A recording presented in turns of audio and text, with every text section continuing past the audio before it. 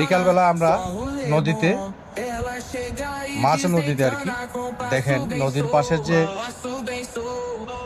গ্রামগুলো দেখতে ভীষণ ভালো লাগে, ভীষণ সুন্দর, কি সবুজ। আর তার পাশেই এই নদীটি বয়ে চলেছে, তুরাগ নদী। তো এই তুরাগ নদী আসলে এটি একটি শাখা, এটি গিয়ে পড়েছে একেবারে বড় নদীতে। আমি ও আমার যারা সঙ্গীরা আছে, বন্ধুরা, সবাই এখানে পরিবার সহকারে নদীতে ঘুরতে অনেক ভালো লাগে।